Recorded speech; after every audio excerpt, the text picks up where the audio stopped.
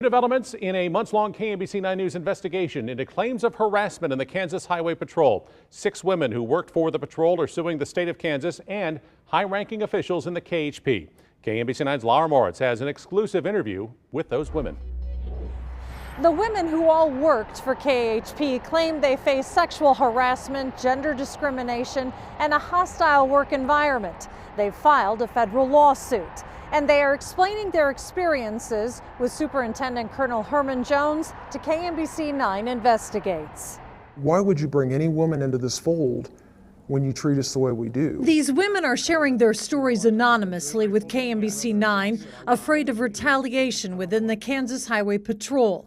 They have filed a federal lawsuit against high-ranking officials within the patrol and the state of Kansas. The lawsuit details claims of sexual harassment, gender discrimination, and a hostile work environment. Colonel Herman Jones is accused specifically of sexual harassment. I was sitting down and he came out, put his hands on my shoulder and started shaking me and asked me why I like to shake it when he's around. And then proceeded to walk off singing "Shake It For Me" just multiple times. This woman says she told one of her superiors the colonel's behavior made her uncomfortable. She also told the director of human resources that she was uncomfortable in fear of what might happen next and that she did not want to lose her job. And the day after he told her, or she told him that, he came in and I was standing up and he came right behind me, like close enough I could smell him. I felt him breathing on my neck, and he asked me if I was uncomfortable. And when I told him yes, he proceeded to laugh and say he was a funny man. When this same woman returned to the office after working from home, the lawsuit states Colonel Jones slid his hand down her arm, touched her across her legs, grabbed her left hand, made a statement that he welcomed her back to the office, and then proceeded to rub the back of her shoulders. She says another female coworker witnessed Colonel Jones' behavior.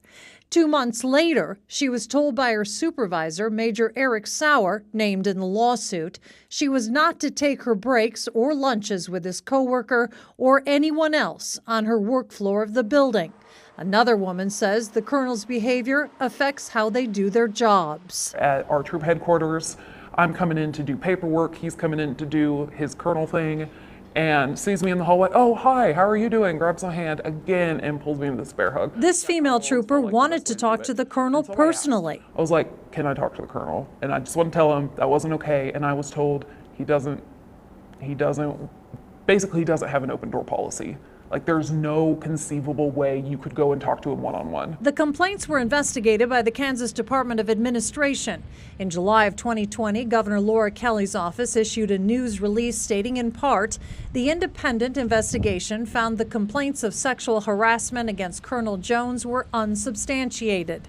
The governor's office stating that during the investigation, the colonel said he was unaware his behavior made his subordinates uncomfortable. You know what? They're not going to win. I'm going to win this battle. I'm going to be there for those women because they need somebody that's going to be there and stick it out with them. So I'm not going anywhere until they fire me, which I wholeheartedly expect to come up soon.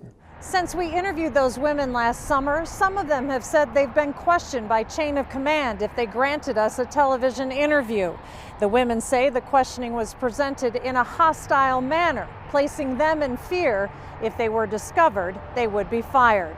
And as of tonight, none of those women have been terminated.